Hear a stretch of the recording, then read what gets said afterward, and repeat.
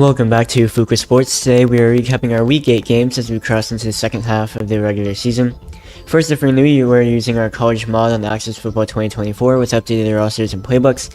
And just like in the proposed Super League that tons of people have been talking about over the past year, 80 teams are competing in the simulation using the same promotion relegation system for the group of 5 teams.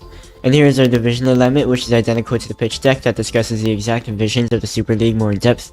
And you can view that using the direct link in the description below that's also typed out at the bottom of this graphic. 24 teams will make the playoffs with the 8 division winners getting first round byes. More on that later, but here are the scores from Week 8. And right off the bat we see Louisville play spoiler once again. They were on the road last week, entered Ohio Stadium and won by 25. This week they hit the road again and upset the second ranked team in the nation. Their resume was tainted early in the season with an 0-2 start, including a 31-point loss to Illinois, but they do appear to have righted the ship. In the 3 top 25 matchups this week, Ole Miss dominated LSU, Georgia put away Tennessee, and Florida State survived against NC State in their main event this week. The Seminoles led 42-21 before a huge scoring run by the Wolfpack. Ultimately, Florida State ended up scoring a late touchdown to win 49-42. In the Southwest Division, it was a rough day for Texas and their A&M counterparts, both on the receiving end of ugly upsets, and the games weren't even that close. Arkansas only allowed 1 offensive touchdown, and Texas Tech had a 24-7 lead over A&M for the majority of the game. In general, only 8 games this week were within a 7-point difference. 6 of those 8 you saw on YouTube. So yeah, tons of blowouts this week as well. And New Mexico State, Georgia Tech, and Wake Forest all picked up their first wins of the season in division play. So when looking at the standings, there are now only 4 teams without a divisional win. Cincinnati and Indiana, who were both on bye last week, BYU, and Vanderbilt. In fact, Georgia Tech picked up their first win of the season by beating the Commodores. But up top, with Missouri going down, only 6 teams remain undefeated. Boise State has a stranglehold of the Circuit Flex. They own a ton of tiebreakers already, and the only team that can really stop them is Tulane. Those teams actually play this week, and you'll see that in the graphic in a couple minutes. But the Broncos are undefeated, and the 9 other teams already have at least 2 losses. The same is pretty much the case in the Northeast Division, and Penn State already has a head-to-head tiebreaker over Virginia Tech and Notre Dame.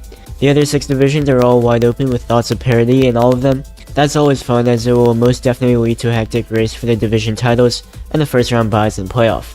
Looking at the second college football playoff rankings of the season, Missouri drops the most after their upset loss to Louisville. Georgia vaults into the top 5 following their top 10 win over Tennessee. The Volunteers dropped 5 spots as a result, same with Texas and LSU, who also saw losses. NC State and Texas A&M drop all the way out of their rankings. That might be a bit harsh for the Wolfpack as they lost to the now second ranked Florida State Seminoles by only 7 points. It's unfortunate, but there are so many good teams as you look at all of the unranked 5-win teams that features college football blue bloods, Nebraska, Notre Dame, and also some big brands, Texas A&M, Florida, and Michigan State to name a few. In the Wolfpack and Aggies places in the rankings are Louisville and Alabama. Something's gotta give though as all the teams continue to make their pushes for the coveted 24-team playoff bracket and the national championship opportunity. And if you look at the left side of the graphic, every team in the top 13 with the exception of Clemson will all be hitting the road, so we're definitely bound to see at least one team fall, and we'll see how these rankings hold up next week. Here's the schedule for week 9, the ranked schools getting weaker teams, albeit that might be the most dangerous as you can't overlook any team. Just ask Ohio State and Missouri, right? But anyways, there are still influential games, competitive matchups, and in-state rivalries. Tulane hosts Boise State, but if the Broncos win, they've all but clinched a Circuit Flex championship and a first round bye to the playoffs. NC State and North Carolina, 2 bitter rivals, will go at it again. There's not really any great matchups in the Southeast Division, but anyways, the Wolfpack and the Tar Heels are always competitive.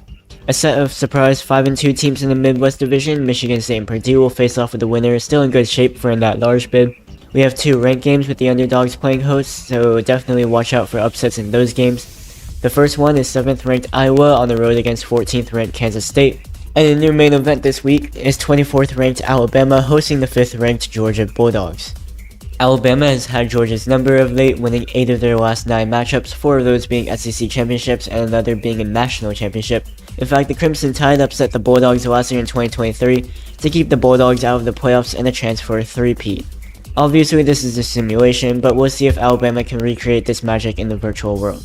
Here's the rest of your YouTube lineup. It'll be a great time with a ton of ranked teams on the upset alert who will go down, and I'll catch you in the next week to recap week 9 and reveal the new set of college football rankings.